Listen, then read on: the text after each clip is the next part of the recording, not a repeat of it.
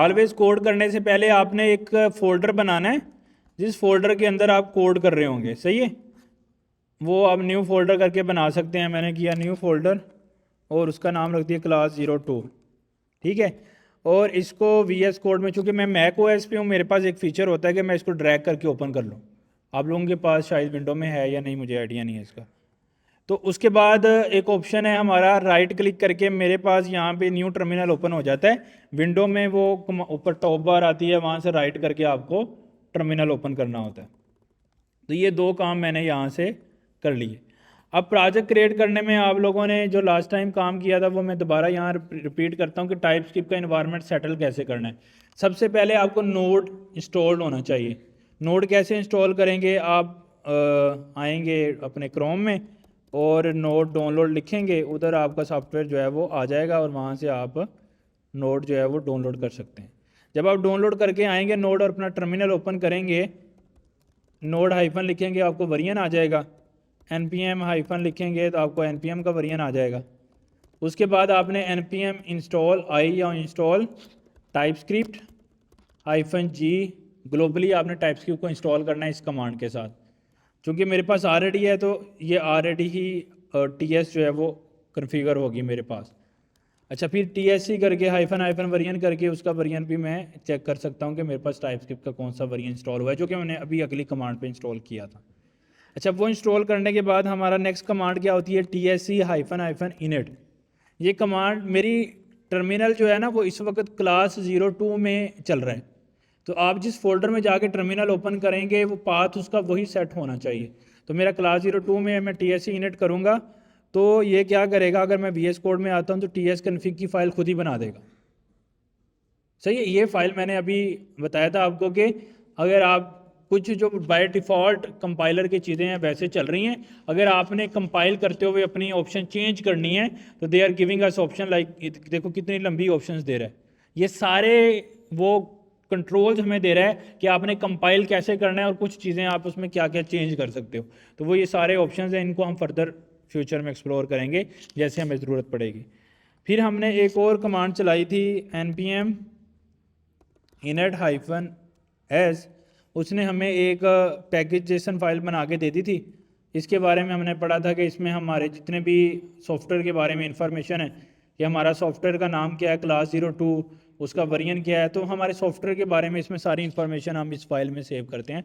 वो हमने एक दफ़ा क्रिएट कर ली। ये दोनों आप क्रिएट ना भी करो एट स्टार्टिंग तो कोई प्रॉब्लम नहीं है, अगर आप क्रिएट कर लें तो गुड को, ताकि आप एक प्रैक्टिस में आ जाएंगे। अच्छा, नेक्स्ट हमने जो मेन काम करना है ना, दैट इज़ कॉल्ड कि हमें एक टाइपस्क्रिप्ट में चूँकि कोड करना है, हमें एक फ़ाइल बनानी है दैट इज़ कॉल्ड index.ts। इसका नाम कुछ भी हो सकता है, मैंने index.ts रखा है, आप ABC नाम TS, नवीद.ts, कोई भी आप नाम रख सकते हो। तो मैंने इसका index.ts, लेकिन एक्सटेंशन जो है ना वो होना ज़रूरी है क्योंकि हमने टाइपस्क्रिप्ट में कोड करना है। तो हर फाइल का एक्सटेंशन होता है, वर्ड का अपना एक्सटेंशन होता है, PPT का अपना एक्सटेंशन होता है, हर फाइल का एक्सटेंशन होता है। हमने अपनी TS फाइल का एक्सटेंशन रखना है। अच्छा, ये एक्सटेंशन रखने के बाद हम क्या कर रहे हैं, इसमें हम कोड करेंगे, ठीक है।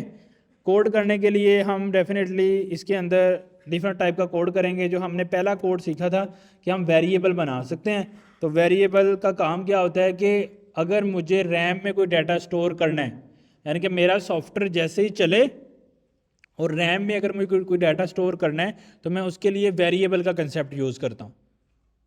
अच्छा, ये वेरिएबल कब बनेगा, रैम में डाटा कब स्टोर होगा, जब मेरा सॉफ्टवेयर चलेगा। और सॉफ्टवेयर चलता कैसे है, नोड स्पेस index.js, उससे सॉफ्टवेयर चलता है।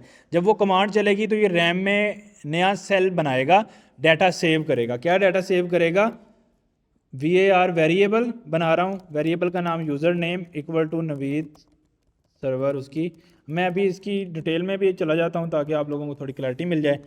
ऐसे हम सेव करेंगे तो एक वेरिएबल का नाम जो है हमारे पास सेव कर देगा, किसके अंदर, यूज़र नेम के अंदर। अच्छा, अब हम इसकी आउटपुट चलाएंगे। आउटपुट चलाने के लिए आपका टर्मिनल स्टिल वहाँ पे क्लास 02 आपके फोल्डर में ओपन होना चाहिए और वहाँ पे जाके आप कुछ कमांड, ये जो टर्मिनल पे हम कुछ कमांड एग्जीक्यूट कर सकते हैं वो अभी आपको नहीं आती, मुझे आती हैं। जैसे मैंने ls किया तो मुझे ना उस पर्टिकुलर पाथ पे कौन, उस फोल्डर में कौन कौन सी फाइलें हैं वो मुझे लिस्ट कर रहा है। सही है। अच्छा, ये कमांड डिपेंड करती हैं आप शेल कौन सा यूज़ कर रहे हो। इसकी लॉजिक कहाँ पे आती है, जब कंप्यूटर आया था ना नया नया, तो उस वक़्त जो पुरानी बातें 995 के अंदर, इवन 2000 में, तब जो है ना ग्राफिकली यूआई नहीं होती थी। मतलब आपने कोई फोल्डर क्रिएट करना है, कोई फोल्डर डिलीट करना है, कोई नई फाइल बनानी है, कोई नई फाइल डिलीट करनी है, तो आपके पास पूरे सिस्टम में एक ही ब्लैक कलर की विंडो होती थी, यही आपका कंप्यूटर होता था। इसी से आप फाइलें बनाते थे, इसी से फोल्डर बनाते थे, इसी से सारी चीज़ें आप करते थे। सही है। और इस पूरे टर्मिनल की एक लैंग्वेज होती है जिसके थ्रू हम ये कमांड चलाते हैं। सही है। तो अभी जो मैं लैंग्वेज यूज़ कर रहा हूँ, मैं ये जी शेल यूज़ कर रहा हूँ। सही है। आपके पास ये लैंग्वेज और भी हो सकती है, एसएसएच लैंग्वेज हो सकती है, यानी कि टर्मिनल की लैंग्वेज डिफरेंट हो सकती हैं। मल्टीपल लैंग्वेज हैं टर्मिनल में जो चलती हैं। मैंने अगर फोल्डर यहाँ बनाना है तो मेरे पास ऑप्शन है मेक डायरेक्टरी, MKDIR, आगे मैं फोल्डर का नाम रखता हूँ मे बी ABC। मैं क्रिएट कर रहा हूँ, तो अगर मैं इधर आता हूँ तो मेरे पास ABC का फोल्डर बन गया यहाँ पे। अब ये मैं इधर से टूल से भी कर सकता था और मैंने ये कमांड से भी किया। अब नॉर्मली तो चूंकि GUI आ चुकी है, सारे फोल्डर चीज़ें GUI से होती हैं, स्टिल आपको कमांड प्रॉम्प्ट क्यों सीखना चाहिए, ये कमांड्स क्यों सीख, जैसे MKDIR क्या करती है, डायरेक्टरी बनाती है। LS क्या करती है, उस डायरेक्टरी में कितनी फाइलें पड़ी हैं मैं ऐसे चेक कर सकता हूँ। दूसरी मेरे पास ऑप्शन है कि मैं यहाँ पे आके LS करूँ तो मुझे पता लग जाएगा इस डायरेक्टरी में क्या क्या पड़ा हुआ है। अगर मुझे उसका साइज भी देखना है तो मैं LS--A करके उसकी जो हिडन फाइलें हैं वो भी अलाउ कर सकता हूँ। अगर उसका मुझे वॉल्यूम भी करना है तो मैं एक्चुअली इसके अंदर मल्टीपल कमांड्स होती हैं, जो काम हम GUI से करते हैं वो सारे कमांड से कर सकते हैं। अब जैसे मैं यहाँ से GUI से टीचिंग के अंदर जाके बैच 55 में गया हूँ, ये काम मैंने एक नेविगेशन किया, एक फ़ोल्डर से दूसरे फोल्डर में मैं गया हूँ। ये काम हम टर्मिनल से भी कर सकते हैं। मैं CD करके एक टर्मिनल से एक फ़ोल्डर से अगले फ़ोल्डर में जा सकता हूँ। अब मेरा फ़ोल्डर ABC बन गया है। अब मैं इसमें LS करूँगा, इसमें कोई फाइल नहीं है। क्यों फाइल नहीं है, कोई फाइल मैंने क्रिएट नहीं की हुई, इसमें खाली है। यहाँ से मैं बैक करके दूसरे फोल्डर में जा सकता हूँ। तो इसकी एक लैंग्वेज है। अब आप इस पर कंफ्यूज नहीं होंगे कि ये आपको नहीं आती, इसकी ज़रूरत नहीं है, क्योंकि हम ये सारा काम GUI से करते हैं। अगर आप ये कमांड प्रॉम्प्ट से सीख लें तो अच्छी बात है। और ये सीखने में आपको 2 या 3 घंटे चाहिए, ज़्यादा चीज़ें नहीं चाहिए। 10-15 कमांड्स हैं जो ज़्यादा यूटिलाइज होती हैं। फाइल कैसे क्रिएट करते हैं, फोल्डर कैसे क्रिएट करते हैं, ये सारी चीज़ें बंदा कर लेता है। क्यूरियस मतलब आम नॉर्मल यूज़र से एक स्टेप अपग्रेड हो जाता है। देखो, हम वो यूज़र नहीं है जिसको सिर्फ वर्ड चलाना आता है। हम सॉफ्टवेयर इंजीनियर बनने जा रहे हैं, तो हमें टेक्निकल नॉलेज उनसे ज़्यादा होना चाहिए। अगर उसको फोल्डर क्रिएट करना सिर्फ GUI से आता है, तो आपको फोल्डर क्रिएट करना टर्मिनल से भी आना चाहिए। तो तभी तो डिफरेंस पैदा होगा ना। वो अक्सर आप वीडियोस में देखते हो, जब वो बंदा डेवलपर कार्ड कर रहा था, हालांकि वो फेक है, आप ऐसे ऐसे चल रहा है, साथ में स्क्रीन्स हैं डिफरेंट डिफरेंट, और टर्मिनल पे पता नहीं क्या क्या हो रहा है, मतलब बंदा देख के वैसे इंप्रेस हो जाता है। आपके साथ कोई बंदा बैठा है या आपका कोई फ्रेंड बैठा है, आप कोड कर रहे हो, टर्मिनल पे चीज़ें कर रहे हो, तो वो देखे, उसको कोई आती नहीं है ना, तो वो उसको क्यूरियोसिटी होगी, ये तो बड़ा इंटेलिजेंस पर्सन है। हालांकि उसने कोई वो नहीं है, वो मतलब फोल्डर शोल्डर ही क्रिएट कर रहा है, फाइल्स क्रिएट कर रहा है, लेकिन ज़रा स्टाइल बदल जाता है। इसी तरह कोई बंदा लिनक्स चला रहा है, सारे सारे यूज़र विंडो पे हैं, आप लिनक्स चला रहे हो, आपकी एक अलग ही फीलिंग होगी। आपके दोस्त साथ बैठे हैं, कहेंगे बंदा बड़ा क्रेडिबल है। मतलब छेड़खानियाँ ली हुई हैं ना, सारी चीज़ें इसको आती हैं। तो इसलिए ये टर्मिनल पे कमांड जो चलती हैं शेल की, ये कोई ज़्यादा कमांड नहीं है, 10-15 कमांड्स हैं, आप सीख जाएं तो बड़ी ईजी हो जाती है। फिर आप फ्यूचर में, ये एक ऐसी स्किल है जो कि कोई भी आपने सॉफ्टवेयर बनाना है, कोई भी काम करना है, एक अच्छा नॉलेज आपने ऐड कर लिया। सही है। तो ये कमांड आपने सारी जो है वो सीख लेनी है कि कौन कौन सी इसके अंदर कमांड्स होती हैं और कैसे हमने इसको अंदर चलना है। एक यूट्यूब की वीडियो देखेंगे, उसमें सारी कमांड जो हैं वो आ जाएंगी। सही है। तो इतना इसमें चैलेंज नहीं है ये सारी चीज़ें। तो इसलिए इससे कन्फ्यूज, जैसे अभी मेरे पास कुछ लिखा था, मैंने क्लियर लिखा तो उससे वो सारी चीज़ें रिमूव होगी। लेकिन ये कमांड आप पे नहीं चलेंगी, क्योंकि जो मैं शेल यूज़ कर रहा हूँ, आप डिफरेंट शेल यूज़ कर रहे हो विंडो पे, तो वहाँ पे CLS कमांड चलती है क्लियर करने के लिए, मेरे पास क्लियर चलती है। वहाँ पे DIR डायरेक्टरी से चीज़ें लिस्ट होती हैं, मेरे पास LS से लिस्ट होती हैं।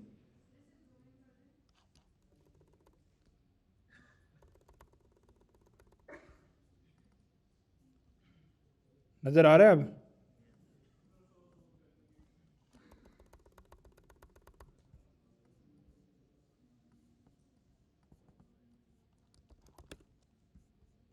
नज़र आ रहा है?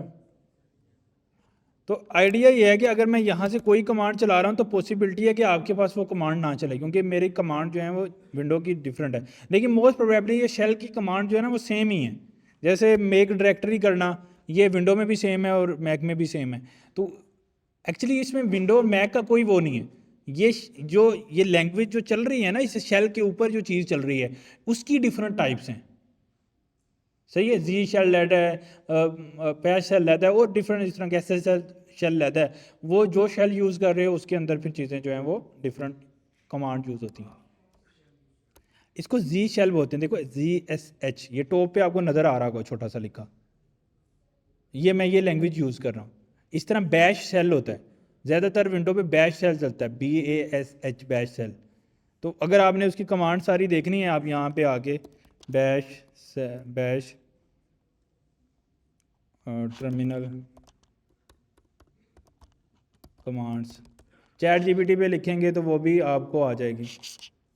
ये इसने चीट शीट दे दी है कि LS का क्या मतलब है, मेक डायरेक्टरी का क्या मतलब है, GREP का क्या मतलब है।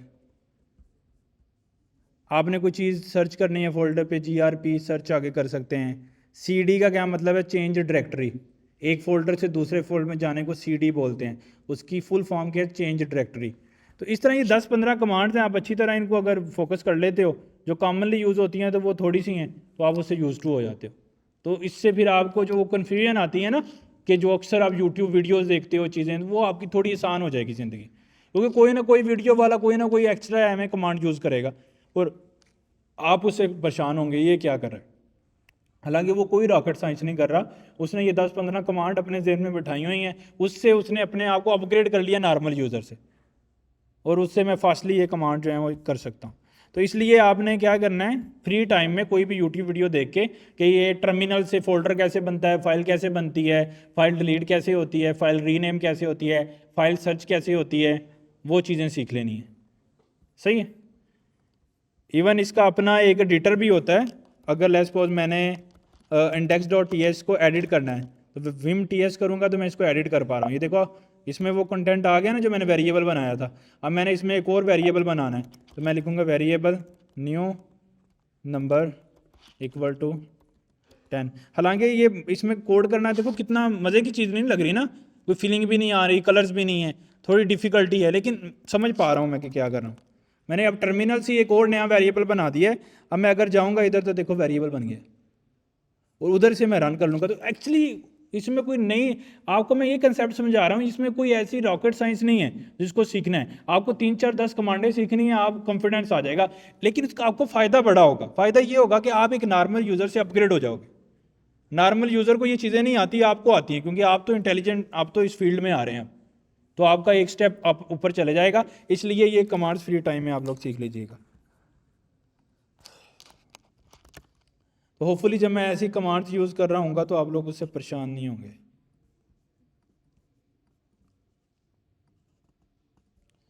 अच्छा, नेक्स्ट हमने क्या किया, ये मैंने बना लिया। अब इसको हमें कंपाइल कैसे करना है, अपने फोल्डर में आगे मुझे लगना है TSC, वो फाइल बन जाएगी। फिर मुझे क्या करना है, रन करने के लिए नोड फाइल का नाम index.js, तो मेरी फाइल रन हो जाएगी। क्योंकि मैंने इसमें कोई ऐसा कोड नहीं किया जिससे जो है वो मतलब आउटपुट आए, तो इसलिए कोई आउटपुट भी नहीं आ रही है। लेकिन अगर मुझे आउटपुट लेके आनी है तो मैं क्या करता हूँ, यहाँ से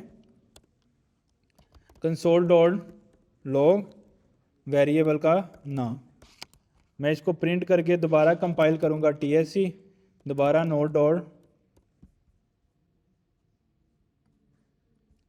node.index.js। तो अब देखें, अब नवीद सर्वर जो है वो लिखा हुआ आ रहा है। सही है।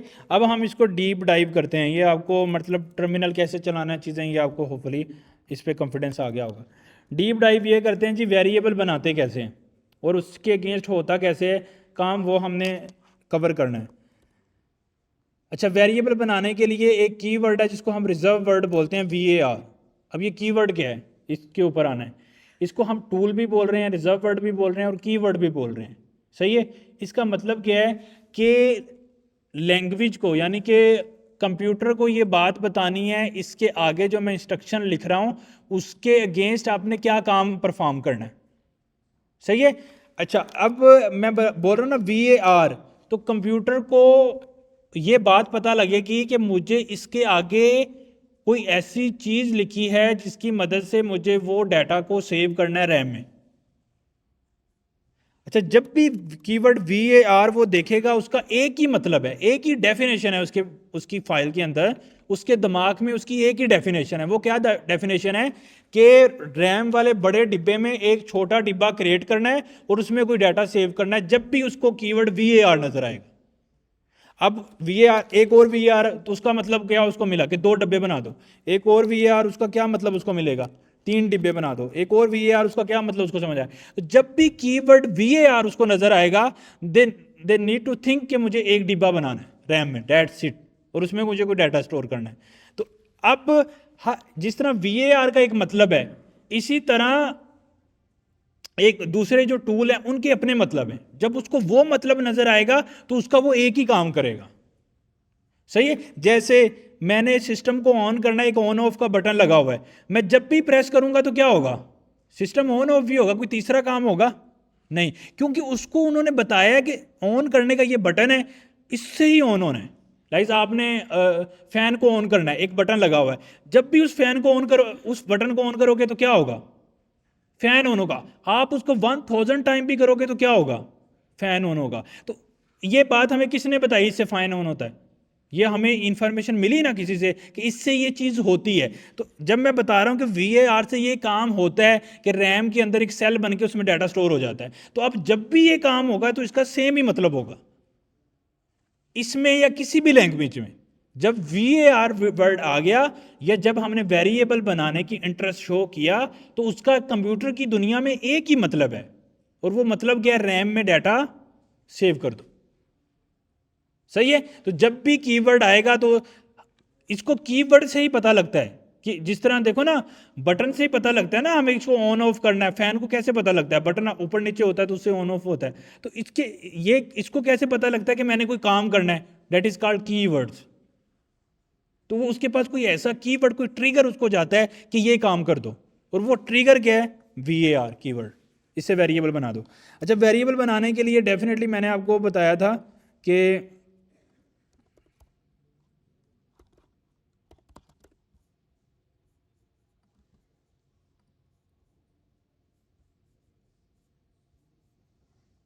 जैसे हमारे पास ये एक बॉक्स है, ठीक है। अब वेरिएबल बना रहे हैं तो ये मतलब अगर इसके अंदर मुझे मल्टीपल चीज़ें रखनी है, अगर इसी एक ही ये डिब्बा हो, उसमें मैं सारी चीज़ें रखूं तो ये स्टोर कर देगा। मैं इसको बोल रहा हूँ कि डाटा स्टोर करो। क्या डाटा स्टोर करो, डेट इज कॉल्ड नवीज सर्वर, ठीक है, ये स्टोर कर देगा। अच्छा, फिर मैं इसको कह रहा हूँ कि डाटा स्टोर करो VAR may be Jain Ali. फिर मैं इसको कह रहा हूँ एक और डाटा स्टोर करो, डेट इज कॉल्ड उमर। अच्छा, अब ये सारा डाटा इस बॉक्स में सेव करते जा रहा है।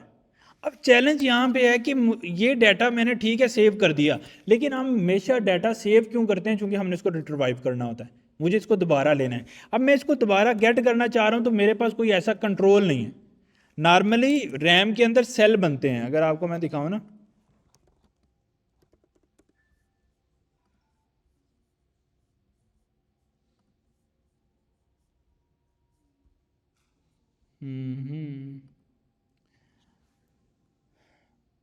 अच्छा, ये रैम के अंदर समझो ऐसे सेल होते हैं,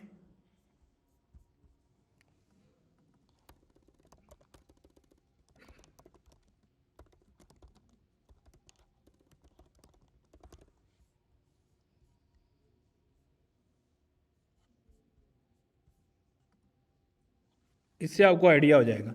तो ये रैम है, इसके ऊपर इस तरह के मल्टीपल ऐसे सेल्स हैं। अब जब उस डिब्बे में वैल्यू रखेंगे ना, इस सारे इनके सब सेल्स के नंबर्स होते हैं, उनको हम इंडेक्सेस बोलते हैं। वो इंडेक्सेस हम नहीं करते, कंप्यूटर करता है। लाइक उसके पास 50,000 सेल्स हैं तो वो नंबरिंग करेगा 0 से 50,000, और इस सारे सिस्टम को कहते हैं इंडेक्सिंग, कि उसने इस चीज़ को नंबरिंग कर दिया, नंबर दे दिया हुआ है। अच्छा, अब अगर मैंने एक वेरिएबल बनाया और अब ये किसी मे बी रैम के सेल नंबर में सेव हुआ 50 में, अब मुझे इसका नंबर याद रखना है। अब मुझे अगर दोबारा डाटा गेट करना है तो मैं बोलूँगा कि रैम के सेल नंबर 50 से मुझे डाटा ला के दो। अब ये नंबर याद करना बड़े डिफिकल्ट है, और ये डाटा रैम में सेल भी, लेट्स सपोज अगर 50 ऑलरेडी यूज्ड है, फिर वो किसी और सेल में सेव करेगा, अगर वो ऑलरेडी यूज है तो किसी और में, तो बहुत डिफिकल्ट थी डाटा गेट करने की। तो इसलिए उन्होंने क्या किया, रेदर देन के इंडेक्सिंग यूज़ करें, उसने बोला कि आप अपनी मर्जी से इसका नाम भी रखो सेल का। तो वो कह रहा है कि ये जो डिब्बा है इसमें कोई वैल्यू डालो, डेट इज़ कॉल्ड नवीज सर्वर, और इसका एक नाम भी रखो ताकि आप उस नाम से उस डिब्बे को दोबारा एक्सेस कर सको। तो उसने यहाँ पे मैंने उसका नाम रख दिया मे बी यूज़र नेम। अब ये इक्वल टू ऑपरेटर, एक मैथ के अंदर हम इसको कहते हैं किसी दो चीज़ों को इक्वल करने वाला।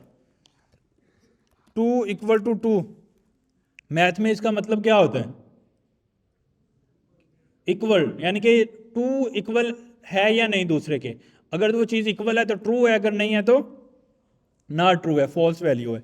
अच्छा, कंप्यूटर की दुनिया में जो सिंगल इक्वल है ना उसका मतलब और है, और जो मैथ वाला इक्वल है उसको हम डबल इक्वल से शो करते हैं, डबल इक्वल या ट्रिपल इक्वल से।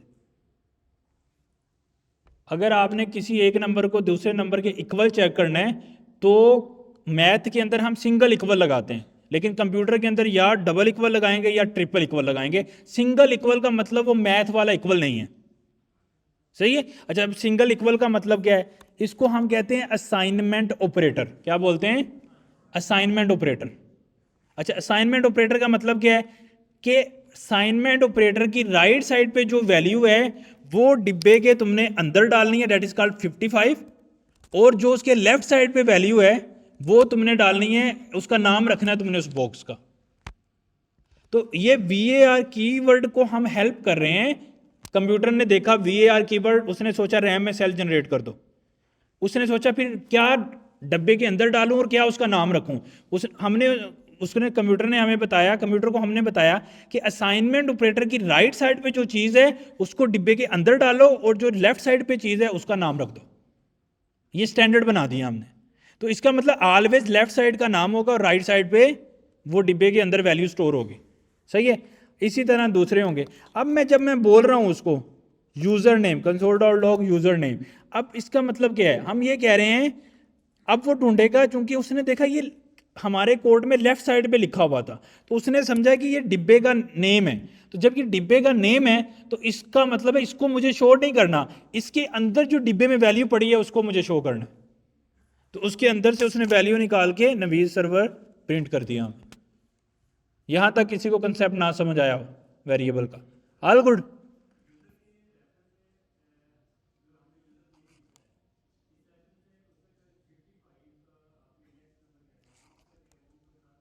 नहीं देखो, नॉर्मली ये काम हार्डवेयर लेवल पे होता है, सही है, और ये इसको ये पब्लिक नहीं करते। मतलब हम निकाल सकते हैं, इसको मैं प्रिंट कर सकता हूं कि मैं इस वक्त मेरी रैम के किस सेल में मेरा डाटा सेव हुआ है, लेकिन लॉजिकली ना मैं उसको छेड़ सकता हूं क्योंकि उसकी बेस पे उसकी सारी प्रोग्रामिंग चल रही है, सही है। उसने ना एक टेबल बनाया हुआ है अपने पास, ये सेल है, ये सेल है, ये सेल है, आगे उसने इंफॉर्मेशन रखी हुई है, ये खाली है, ये भरा हुआ है, ये खाली है, ये भरा हुआ है, फिर उसकी बेस पे उसने नए सेल क्रिएट करने हैं ना, और इतने मेरे पास खाली हैं, इतने भरे हुए, सारा डाटा बन रहा है। और ये कौन कर रहा है, ये कौन सा सॉफ्टवेयर ये सारी मैपिंग कर रहा है, operating system, mac OS, window OS, Linux, ये काम वो करता है। तो इसलिए हम उसकी हार्डवेयर में नहीं जाते। तो ये हार्डवेयर लेवल की चेंज है। तो हमें कंसेप्ट समझने के लिए हम ऐसे एक्सप्लेन कर रहे हैं, लेकिन मैं इसकी अगर हैश वैल्यू आपको निकाल भी दूं सारी, वो हमारे लिए मीनिंगलेस है, क्योंकि उससे ना मैं डाटा एक्सेस कर सकता हूं ना मैं राइट कर सकता हूं। दोबारा एक्सेस करूं, अगर दोबारा चलाऊं प्रोग्राम तो वो चेंज हो जाएगा। रीजन क्या है, मैंने एक और सॉफ्टवेयर ओपन कर दिया तो उसने वो सेल ले लिया, तो फिर यानी एक सॉफ्टवेयर ने 55 कंज्यूम कर लिया है, तो मेरे पास ऑप्शन नहीं है, मुझे 56 ही मिलेगा। नहीं, हार्डवेयर लेवल पर खुद नहीं यूज़ कर सकते। फिर हमें ऑपरेटिंग सिस्टम के अंदर कोड करना है, सी प्रोग्रामिंग में कोड करना है, जाके हार्डवेयर लेवल की चेंजेस में कोड करना है। लेकिन वो नॉर्मली हम ऐसे मतलब मैं आपको बता रहा हूँ कि रैम ऐसे चल रही है, लेकिन हम रैम को खुद मैनिपुलेट नहीं करेंगे। ऐसे तो रैम को खुद मैनिपुलेट कर, देखो ना, मैंने रैम में सारे कुछ सेल सेव कर दिए, फिर मैंने उनको ख़त्म ही नहीं किया, आपका तो लैपटॉप हेल्ड हो जाएगा। तो इसलिए ये ऑपरेटिंग सिस्टम की जिम्मेदारी होती है कि कौन सा सॉफ्टवेयर चल रहा है, कौन सा रैम देना है, कौन सी खौली करनी है, कौन सा सेल कंज्यूम करना है, ये उसकी जिम्मेदारी। हम उसका काम करेंगे तो प्रॉब्लम हो जाएगी। छेड़खानी तो कर सकते हैं, कोड है, कुछ भी लिख सकते हैं, लेकिन फ़ायदा नहीं है उसका करने।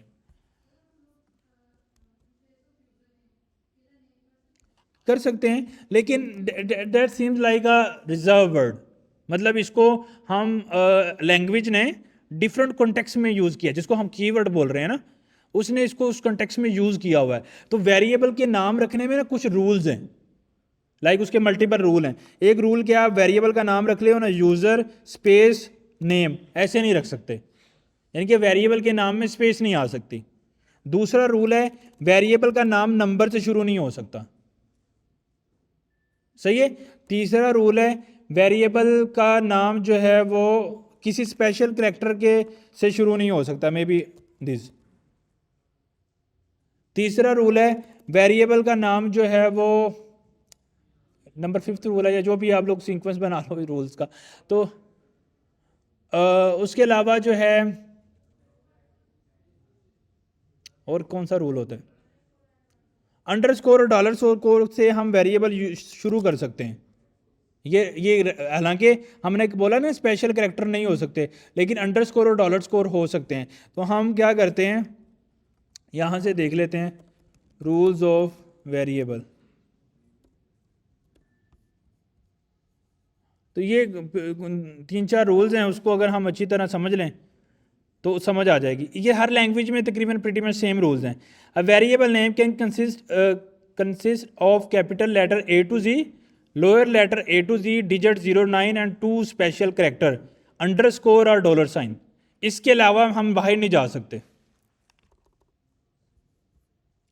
इससे बाहर हम नहीं जा सकते। तो एक रूल मैंने आपको ये पढ़ा दिया कि वेरिएबल के नेम में बड़े लेटर हो सकते हैं, छोटे लेटर भी हो सकते हैं, डिजिट भी हो सकते हैं, लेकिन डिजिट अगर आपने रखने हैं तो आप बाद में रखोगे, लाइक यूज़र नेम 324। डिजिट से आप वेरिएबल का नाम शुरू नहीं कर सकते। स्पेशल कैरेक्टर सिर्फ 2 अलाउ हैं वेरिएबल के नाम, अंडरस्कोर या डॉलर साइन। वो स्टार्टिंग में आ सकते हैं और मिडल में भी आ सकते हैं, उसके बाद डिजिट लगा सकते हैं।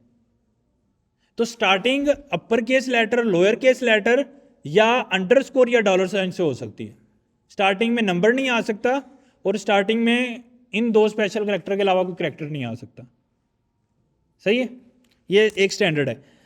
The first character must not be a digit, वही बात जो हमने की कि भाई नंबर से शुरू नहीं हो सकता वेरिएबल का नाम। Blank space can not be use in variable name, वही बात जो मैंने बोला था कि आप स्पेस नहीं डाल सकते वेरिएबल के नाम के दरमियान। Java keyword can not be use as a variable नाम, मतलब वो कह रहा है कि कीवर्ड के नाम यूज नहीं, आपने नेम यूज कर लिया, ये कीवर्ड है या रिजर्व वर्ड है, आपने फॉर यूज कर लिया, that can not be possible, क्योंकि रिजर्व वर्ड और keyword can not be use for the variable name.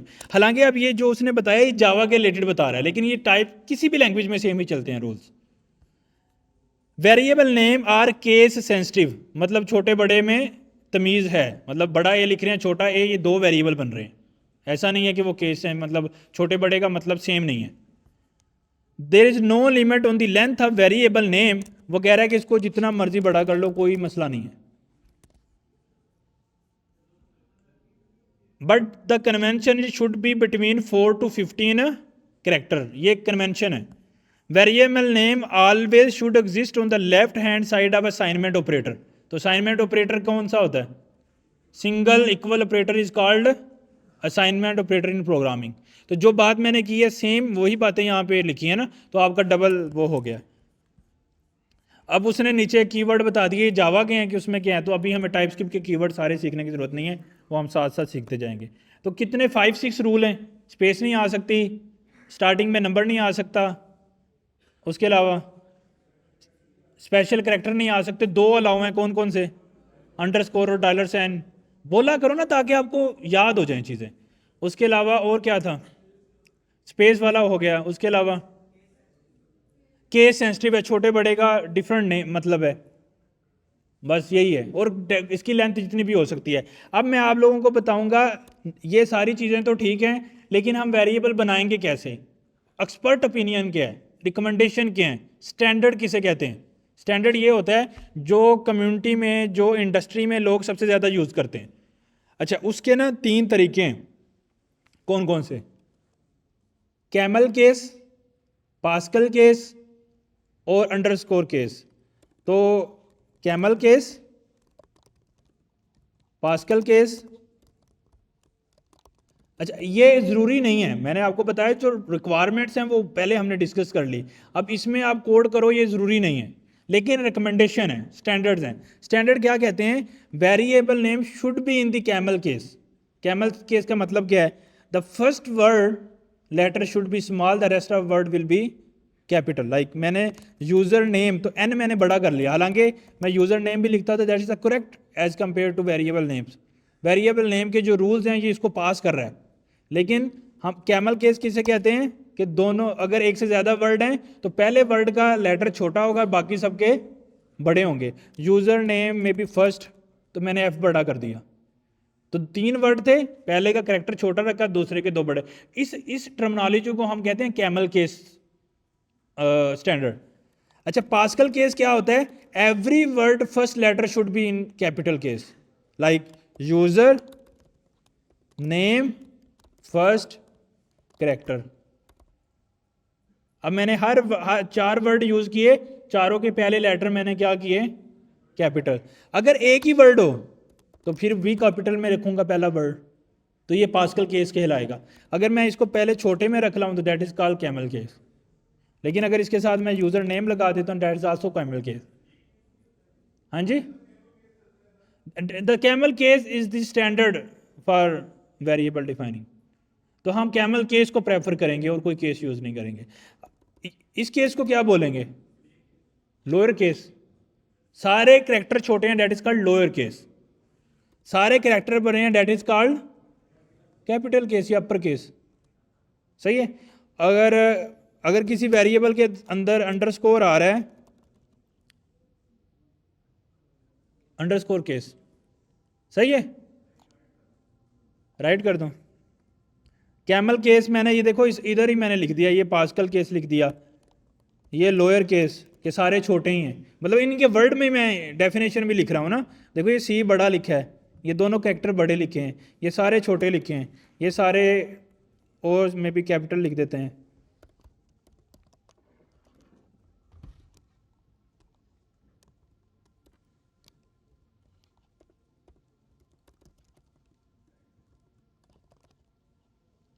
सही है। तो हम ये वाली टर्मिनोलॉजी को प्रेफर करेंगे, बाकियों को नहीं करेंगे। अच्छा, हर टूल में डिफरेंट हो सकती है, हो सकता है किसी टूल में हम पास्कल केस डिफाइन कर रहे हो, लेकिन वेरिएबल के टूल के लिए हम क्या यूज करेंगे? Camel case. सही, सॉरी कैमल, हाँ कैमल केस, इसमें यूजर नेम। सही है। अच्छा, अब आगे आती है डेटा टाइप्स। डेटा मतलब देखो, हम टाइप्स की यूज कर रहे हैं तो इसलिए हमें डेटा टाइप्स पे भी फोकस करना है। स्ट्रेटजी क्या है? हम रैम में सेव कर रहे हैं वैल्यू, इसके अंदर वैल्यू सेव हो रही है 55, उसका नाम है num1, वेरिएबल का नाम। अच्छा, अब वो कहता है कि टाइपस्क्रिप्ट क्या कहती है? टाइपस्क्रिप्ट ये कहती है डिब्बे में वैल्यू तो स्टोर कर रहे हो, उस वैल्यू की टाइप भी बताओ मुझे। जो वैल्यू आप स्टोर कर रहे हो उस वैल्यू की मुझे टाइप भी बताओ। अच्छा, वो टाइप हम कैसे बताते हैं? उसके लिए वेरिएबल के साथ हमने लगाना कोलन, और कोलन के साथ हमने इसकी टाइप लिखनी है, that is called string type.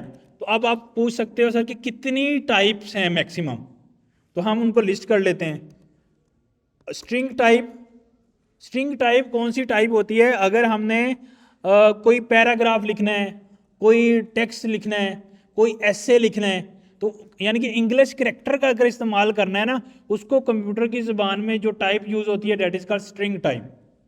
Data type समझ में आ रही है ना? जैसे ऑडियो डाटा होता है, वीडियो डाटा होता है, नंबरिंग डाटा होता है, नंबर यानी कि 1 2 3, ऐसे करैक्टर ABC करैक्टर डाटा है। इसी तरह हम और कौन कौन सा डाटा आप लोग व्हाट्सएप वगैरह पे यूज़ करते हो? व्हाट्सएप पे कौन कौन सा डाटा आप यूज़ करते हो? Audio, video data, text data, sometime true false अगर किसी को सेंड कर रहे हैं, और इमोजीज वगैरह वो भी एक डाटा की टाइप है, उसके पीछे भी करैक्टर चल रहे होते हैं। और तो ये सारी डाटा की टाइप्स हैं। और कोई और कंप्यूटर में कौन कौन से डाटा यूज़ किए हुए हैं आपने? वर्ड फाइल, वो भी एक डाटा ही है ना, वो उसके अंदर भी टेक्सचुअल डाटा सेव हो रहा है। और एक्सेल में भी, एक्सेल फाइल, उसमें भी टेक्स्ट डाटा, नंबर डाटा वगैरह सेव होते हैं। और ऑडियो, वीडियो, और कौन सा डाटा टाइप होती है? तो ये सारे डाटा है, मतलब जो कुछ हम डिजिटल कंज्यूम करते हैं उसको हम डाटा बोलते हैं, सही है। उस डाटा की कौन कौन सी टाइप है वो हमने लिस्ट कर ली है। जब भी हमें कंप्यूटर में, अब ये चैलेंज है कि मुझे अपनी डाटा टाइप डिफाइन करनी है, मतलब इस डिब्बे में जो चीज़ मैं सेव करूँगा उसकी वैल्यू क्या है, उसका नेम क्या है, और तीसरी उसकी टाइप क्या है। ये तीन चीज़ें मैंने उसके बारे में बतानी है। तो मैंने कहा कि उसका नेम है यूज़र नेम उस बॉक्स का, उसकी टाइप क्या है स्ट्रिंग, और उसकी वैल्यू क्या है नवीद सर्वर। अब ये जो चीज़ मैंने की है इससे क्या हुआ है, अब अगर मैंने इधर नंबर लिखा ना तो that there will be an error. क्यों? मैंने उस डिब्बे को फिक्स कर दिया कि तुम्हारे अंदर क्या आएगा, स्ट्रिंग आएगी। अब ऐसे ही है ना, देखो किचन में हम डिफरेंट बॉक्सेस रखते हैं। अब एक में हमने शुगर डाला हुआ है, एक में हमने जो है नमक डाला हुआ है, ऐसे ही है। अब हम शुगर वाले डिब्बे में नमक डाल दें और नमक वाले डिब्बे में शुगर डाल दें तो क्या होगा? प्रॉब्लम हो जाएगी ना, मतलब चाय नमकीन बन जाएगी, मतलब अजीब ही जायका होगा। इसी तरह जिसमें हम जो है वो दूसरी चीज़ें डालते हैं, बिरयानी मसाला डाल रहे हैं उसमें हम कोई और चीज़ डाल दें, तो इसलिए उससे क्या होता है, मसले प्रोड्यूस होते हैं, लोग तंग होते हैं, हमें डिस्टर्बेंस पैदा होती है। ऐसे ही है ना, कोई कोई बच्चा जानबूझ के डिब्बा पकड़े, उसको क्या पता है, वो चीनी वाले में सारा नमक डाल दे और वो बनाने वाला भी नमक डाल दे चाय में, मतलब सारा काम ख़राब हो गया। तो एक बग जनरेट हुआ जिससे सारी चाय ख़राब होगी। तो अब अगर यही सेम मसला है, अगर हम डाटा टाइप डिफाइन नहीं करेंगे ना, तो इस डिब्बे में मेरे जैसा बच्चा जो गलतियां करता है, एवं जानबूझ के गलतियां कर, क्यूरियोसिटी में गलतियां करता हूं मैं, ये भी ये ऐसे, अच्छा इस डिब्बे में ये होता है, ये कर दो, मतलब एक चार्जर है उसको इतने वोल्टेज चाहिए, उसको हाई दे दिए, मतलब एवं ही बैठे बैठे मतलब मुझे वो हो रहा है, कुछ ना कुछ उलझन हो रही है जिससे मुझे डिस्टर्बेंस हो रही है, मैं गलतियां कर रहा हूँ। अब मैं बच्चा हूँ, मैं गलतियां कर रहा हूँ। अब मैंने एक ये डिब्बा था, इस डिब्बे के अंदर जो है वो चाय की पत्ती डलनी थी, उसकी जगह पे मैंने मिर्चें डाल दी। अब उससे क्या होगा, उससे सारी डिस्टर्बेंस हो जाएगी ना, वो जो चीज़ हम बनाना चाह रहे हैं, जो सॉफ्टवेयर हम बनाना चाह रहे हैं, वो ख़राब हो जाएगा सॉफ्टवेयर। तो इसलिए वो कहता है कि हम डिब्बे का टाइप डिफाइन करें ताकि मेरे जैसे बच्चे गलतियां ना करें। अब अगर मैंने इसकी टाइप डिफाइन कर दी ना कि यूज़र नेम के अंदर सिर्फ स्ट्रिंग सेव हो सकता है, अब मैंने गलती से अगर उसमें नंबर भी डाला ना तो वो उसको डालने नहीं देगा मुझे, वो एरर देगा। एरर क्या कहेगा, the type number is not assignable to type string. वो कहता है ये जो बॉक्स है ना, आपने ये बना किस लिए रहे हो, स्ट्रिंग के लिए, तो अब इसमें आप दूसरा किस्म का डाटा नहीं डाल सकते। बात समझ रहे हो? अगर इसी तरह डालेंगे तो मामा से थप्पड़ पड़ेगा ना, मतलब आप वो नमक वाले डिब्बे में चीनी डाल दें तो थप्पड़ ही पड़ेगा आपको, क्योंकि आप ये क्या काम कर रहे हो।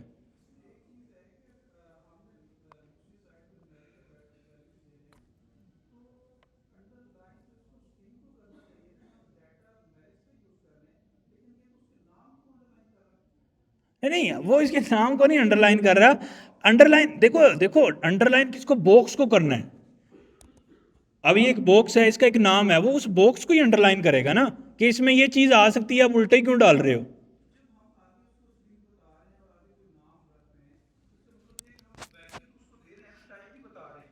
नहीं आप देखो ना, एक आप बात नहीं समझ रहे। अब देखो ना, मैंने ये एक कप है, अब मैंने कह दिया कि इसमें सिर्फ चाय आ सकती है, मैंने बता दिया है, और इसका नाम भी बता दिया ये कप है, और इसमें जो चीज़ आ सकती है वो चाय बता दी है। अब इसमें कोई कोल्ड ड्रिंक डालेगा तो ये एरर है कि नहीं?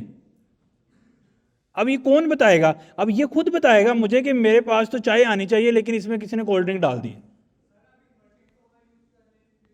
हाँ फिर एरर नहीं आएगा, फिर तो वो स्ट्रिंग बन गया ना, फिर तो स्ट्रिंग बन गया, अब फिर एरर नहीं आएगा। अब आइडिया क्या है कि जिस डिब्बे को आपने जिस मकसद के लिए बना दिया है उसमें कोई उससे अल्टरनेटिव चीज़ नहीं डाल सकते आप। अगर डालोगे तो एरर आएगा और किचन के केस में थप्पड़ आएगा। ऐसे ही होगा ना।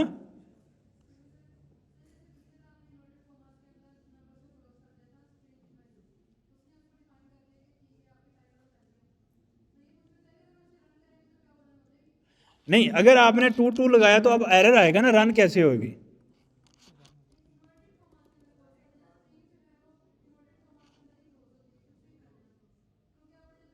नहीं नहीं, फिर तो रन हो जाएगी। देखो, एक ये चीज़ ऐसे है, अब देखो, अब हम जो है बिरयानी मसाला बना रहे हैं, अब वो बिरयानी मसाला किसी भी कंपनी का है तो वो बिरयानी मसाला ना।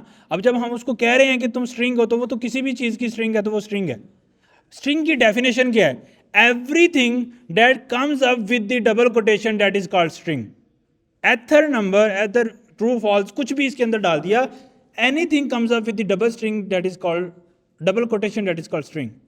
तो आप इसमें करेक्टर डाल रहे हैं, नंबर डाल रहे हैं, आप इसमें कुछ भी डाल रहे हैं, that is called string. The string की definition is this, double quotation. Double quotation खत्म कर दो, there will be an error. Double quotation string की डेफिनेशन है। अगर कोई भी चीज़, अगर आपने करेक्टर वाला डाटा कोई भी सेव करना है कंप्यूटर के अंदर, रैम में करेक्टरल डाटा, उसमें आप ऐसे हो सकता है, उसमें आपने छोटा व्हाट्सएप का मैसेज करना है, कोई भी टेक्सचुअल डाटा आपने क्रिएट करना है और रैम में सेव करना है, you have to write double quotation and you have to save something. हाँ, अब स्ट्रिंग को क्रिएट करने के लिए टाइप स्कीम में 3 तरीके हैं। The one is double quotation. Anything comes up with the double quotation, that is called string. Another option, anything comes up with the single quotation, that's also called string. Anything comes up with the template literals, जिसको हम backticks बोलते हैं, anything comes up with the backtick, that's also called string. तो string की 3 definition है, double quotation, single quotation, backticks. Backticks या template literals बोलते हैं इसको, सही है। तो इन तीनों में से कुछ भी मैं लिखूं तो that's mean that's called an string. तो ये भी एक स्ट्रिंग है, बैकटिक्स।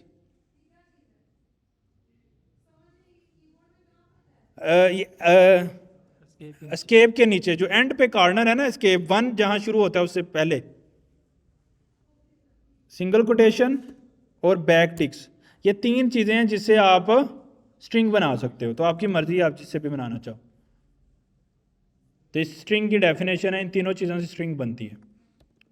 तो अगर आपने उसकी, देखो ना, आप कह रहे हो कि इस डिब्बे में स्ट्रिंग आएगी और आपने उसके नाम पे भी स्ट्रिंग लिख दी है, मतलब आपने उसको स्ट्रिंग बना दिया है, तो अब तो कोई और चीज़ नहीं है ना, वो तो अब देखो, अब आपने एक डिब्बा बनाया, आपने कहा कि इसमें चीनी शुगर आएगी और आपने उसमें शुगर भी डाल दी, अब वो बाद में नमक निकले, ये कैसे पता लगेगा?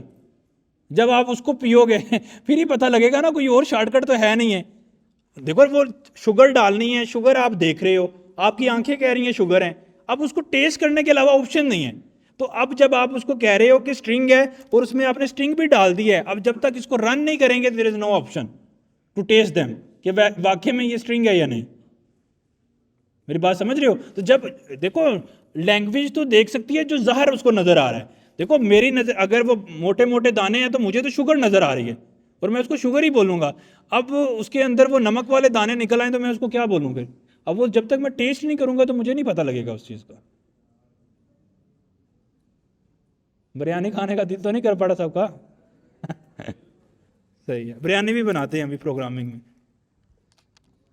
अच्छा जी, अब स्ट्रिंग समझ आ गया।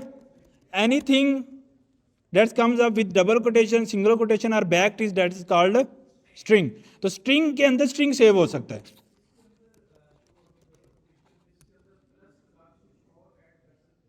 प्लस क्यों लगाना है? वैसे ही ऐड जब हो रहा है तो प्लस लगाने की क्या जरूरत है?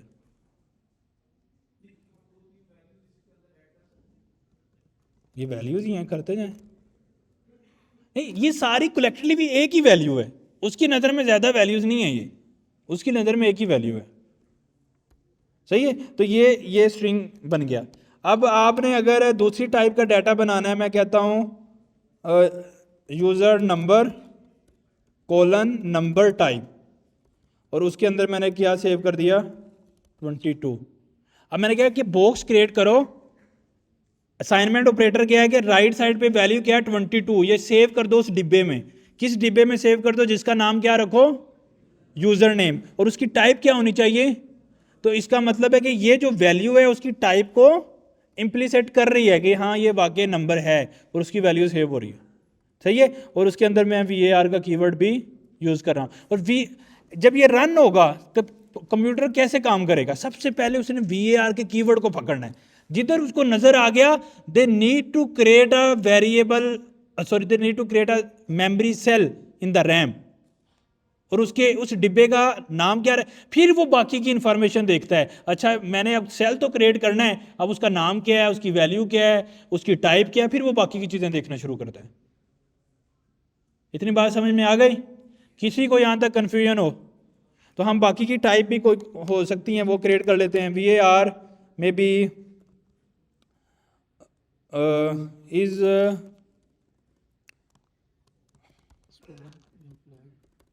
स्टूडेंट ट्रू या फॉल्स इसकी वैल्यू हो सकती है, इससे ज़्यादा कोई डिफरेंट वैल्यू नहीं हो सकती। और इसकी टाइप क्या होती है? That is called Boolean type. Boolean mean true और फॉल्स, नथिंग एल्स। तो बुलियन हमेशा ट्रू या फॉल्स बुलियन को हम कहते हैं। तो ये आ गया। उसके बाद VAR में भी नेक्स्ट टाइप कौन सी होती है? में भी एक और टाइप भी होती है, फ्लोट यूज़र नंबर 2। अच्छा फ्लोट की वैल्यू को भी हम नंबर की टाइप से ही शो करते हैं। फ्लोट मतलब नॉर्मली प्रोग्रामिंग लैंग्वेज में इसको इंटीजर बोला जाता है, इसको फ्लोट बोला जाता है।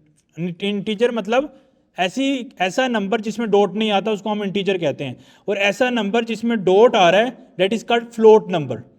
सही है। तो ये इंटीजर नंबर है, ये फ्लोट नंबर है, लेकिन टाइप स्कीम में ये दोनों चीजें नंबर ही हैं, whether that is called float number और इंटीजर नंबर। अभी हम उसके ऊपर आएंगे कि इनकी कन्वर्जन कैसे करनी है, या इसको मजीद इम्प्लीसाइड, मतलब मुझे अगर ये देखो दो नंबर हैं इंटीजर और फ्लोट, अगर स्टिल आप ये चेक करना चाहते हो ये नंबर में से भी, नंबर की भी सब टाइप दो है ना, फ्लोट या इंटीजर, कि ये नंबर में भी इंटीजर है या फ्लोट है, उसके लिए मेरे पास और टूल्स हैं, अभी वो मैं उन टूल्स पे नहीं जा रहा।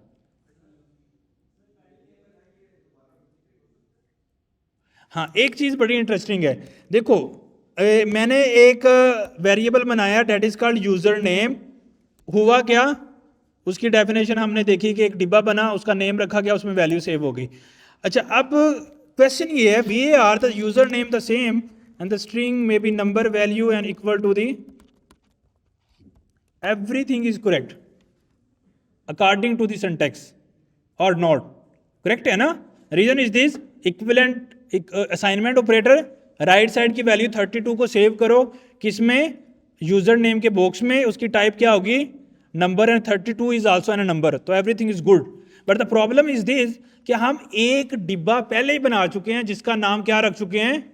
User name. अब दूसरे डिब्बे का नाम भी यूजर नेम रखेंगे तो कंफ्यूजन हो जाएगी। मेरी बात समझ आ रही है? अभी हम उसके ऊपर आएंगे, क्या मतलब अगर वो डिब्बा ख़त्म हो जाता है या चीज़ें होती हैं उसके ऊपर हम आएंगे, या उसकी वैल्यू को हमें रीफिल करना है या चेंज करना है। सही है, अभी हम उस पर नहीं आ रहे। अभी क्या काम है हमारा कि हमारे पास शुगर का डिब्बा है। अब शुगर के डिब्बे के उसके ऊपर हमने शुगर लिख दी है, अब उसका एक और डिब्बा लेके उस पर भी शुगर लिख दूंगा और उसमें साल्ट डाल दूंगा, then there will be an problem.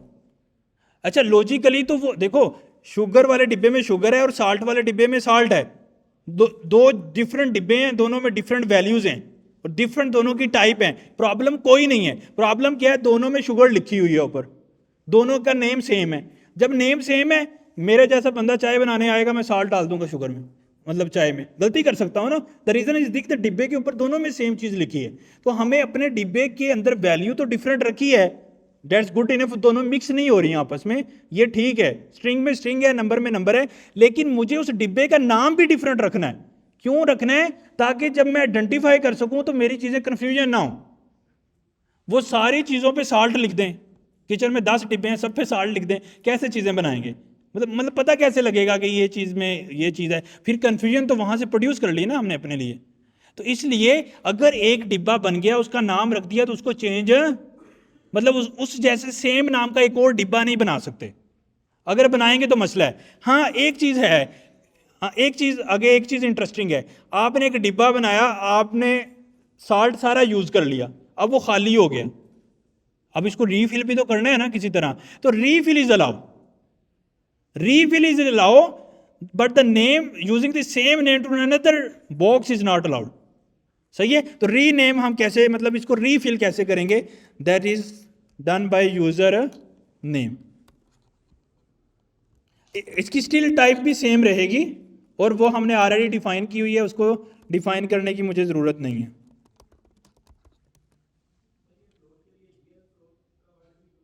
नहीं नहीं वो अभी नहीं, उसको नहीं करना, मतलब कन्फ्यूजन होगी ना। आपने जो मैं बोल रहा हूँ जो हम पढ़ रहे हैं बस उस पर फोकस करो, फिर बाकियों को कन्फ्यूजन होती है। अभी अभी मैं बताता हूँ। अभी ये मैंने क्या किया है, मैंने बोला है कि आप ये लॉजिकल बातें हैं, मैं आपको लॉजिकल सादा कंसेप्ट किचन से लेके क्यों चल रहा हूँ, ताकि ये चीज़ें हम यूज टू रोज़ इसमें यूज टू होते हैं, आप इसको कंसेप्ट बाइंड कर सकते हो। देखो एक एक चीज़ आपको समझ आ रही है कि सब डिब्बों का नाम सेम नहीं होना चाहिए। क्यों होना चाहिए, आपको भी बात समझ में आ रही है, होगा तो प्रॉब्लम्स होते हैं। हर डिब्बे का नाम डिफरेंट ही होगा, लेकिन भाई डिब्बे खत्म भी तो होंगे ना, और रीफिल भी करने हैं। तो रीफिल करने के लिए हम क्या करते हैं, उसी डिब्बे में उसी टाइप की वैल्यू दोबारा डालते हैं। अब देखो साल्ट वाले में जब मैं रीफिल कर रहा हूं शुगर तो नहीं डालूंगा ना, अगर मैं डालूंगा तो प्रॉब्लम आएंगे। हाँ वैल्यू निकाल सकते हैं और वैल्यू डाल भी सकते हैं, लेकिन उसी टाइप की वैल्यू डालेंगे। और मैंने क्या किया है, अब मैंने उस पहले उसके अंदर डाला हुआ था नवीद सर्वर, अब मैंने उसमें जैन अली डाला है, लेकिन उसकी जो टाइप है वो क्या है, एग्जैक्ट सेम है, that is we used before, that is called string. लेकिन इसमें अब मैंने जब उसमें दोबारा चीज डाली है, मैंने चेंजेस क्या किए हैं, एक मैंने दोबारा VAR नहीं बनाया और दोबारा मैंने उसको स्ट्रिंग की टाइप भी नहीं बताई। क्यों, ये मेक सेंस बात है। VAR keyword is always create an new box. तो जब मुझे रीफिल करना है, क्या मुझे नया बॉक्स बनाना है, देखो मेरे पास 10 बॉक्सेस हैं किचन में, अगर मुझे किसी को रीफिल करना है, मुझे नया बॉक्स बनाना है या नहीं, नहीं, मुझे उसी बॉक्स में रीफिल करना है। तो इसीलिए मैंने VAR का कीवर्ड इसके साथ नहीं लगाया। अगर मैं लगाऊंगा, the definition is this to create an another box, and the same नाम से हम बॉक्स नहीं बना सकते दोबारा नया।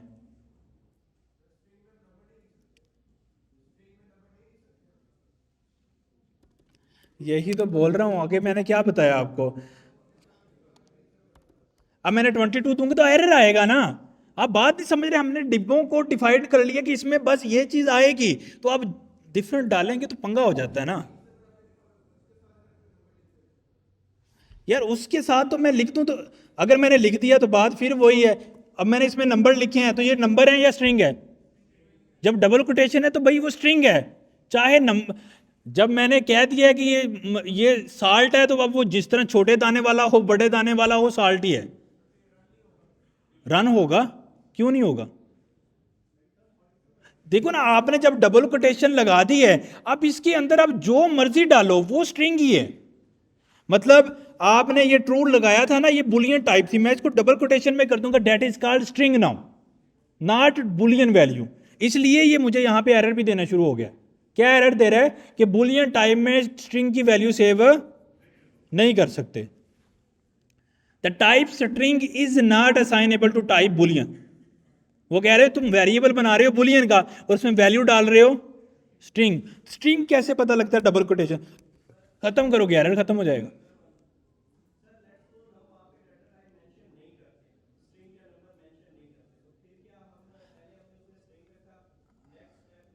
हाँ हाँ, अब मैंने इधर टाइप नहीं रखी डिफाइन की यूजर नेम, अब मैंने यूजर नेम की जगह पे मैंने 22 रख दिया।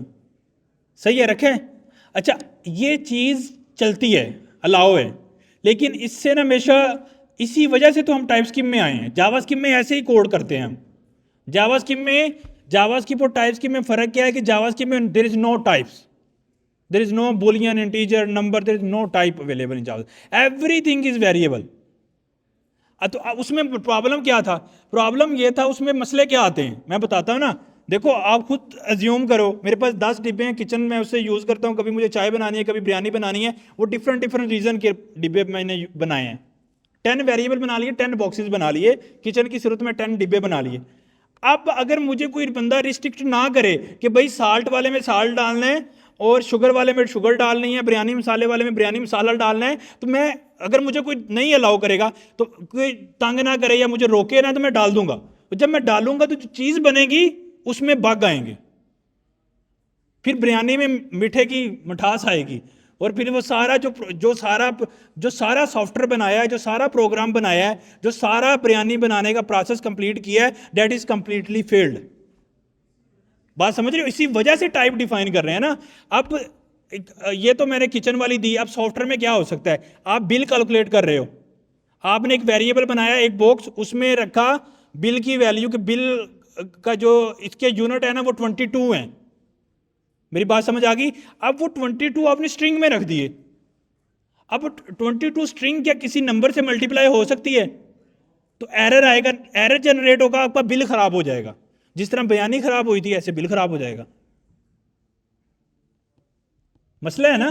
तो इसलिए हमें अपने डिब्बों को, उसको, इसीलिए तो टाइप स्क्रिप्ट यूज कर रहे हैं कि डिब्बों को रिस्ट्रिक्ट करना है। यानी कि हमारे सर पे कोई बंदा हो, अगर हम गलत डब्बे में डालें, हमें थप्पड़ मारे उसी time, at the same time, तो वो मामा ऐसे ही काम करती है ना, आप गलती करोगे थप्पड़ पड़ेगा एट द सेम टाइम। तो इधर हमें थप्पड़ पड़ रहा है at the same time from the software. हाँ जी। अच्छा, अभी हमने कोई उसकी टाइप नहीं डिफाइन की थी, क्योंकि हम टाइप्स की फाइल में, टाइप्स की में दो तरह से टाइप चलती हैं। इम्प्लिसिट क्या होता है कि टाइप से खुद से टाइप डिफाइन कर देता है। उसने देखा कि इसमें स्ट्रिंग सेव हो रही है, अब वो आपको उसमें नंबर सेव नहीं करने देगा, even you are not defining any type. इसको बोलते हैं इम्प्लिसिट टाइप, कि उसने ऑटोमेटिकली ये चीज़ आइडेंटिफाई कर ली। एक दूसरा वे होता है एक्सप्लिसिट टाइप। एक्सप्लिसिट मतलब आपने खुद से उस पर डिफाइन कर दिया टाइप। तो we will always go with to the explicit type, mean string हम इधर डिफाइन कर देंगे। अगर नहीं भी करेंगे तो इम्प्लिसिट टाइप में ये चीज टाइप डिफाइन हो जाएगी, because we are in the TypeScript file.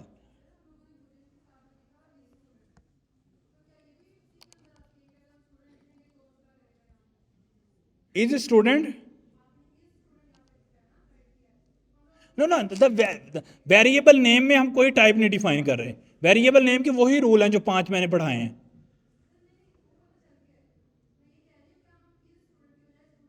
लिख सकते हैं, क्यों नहीं लिख सकते? मुझे कौन पकड़ रहा है? बिरयानी में जितना मर्जी मसाला डाली जाए, कोई पकड़ता है? जो मर्जी करो, कोई मसला ही नहीं है। तो कोई कंट्रोल नहीं, आपकी मर्जी है।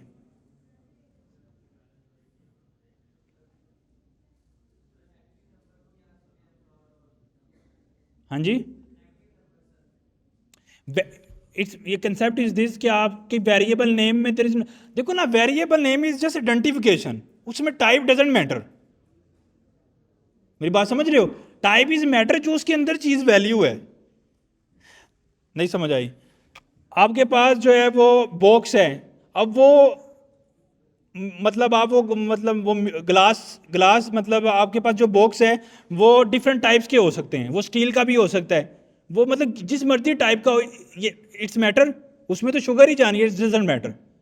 तो इसलिए नाम मैटर नहीं करता, आप जो मर्जी रखें, तो उसमें जो वैल्यू जा रही है दैट्स मैटर।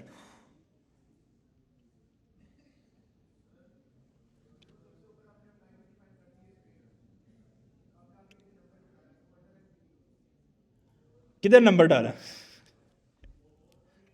या एक मिनट, आप एक मिनट यहाँ पे खड़े हो जाओ, मैं जो बात करूँगा हमने खड़े होके सुननी है आप, क्योंकि बैठ के आपको समझ नहीं आ रही। खड़े हो जाओ, कुछ नहीं होता। अरे सीखने के लिए तो कुछ भी करना पड़ता है ना, क्योंकि आपका फोकस नहीं, आप उस लेवल पे कर पा रहे हैं ना।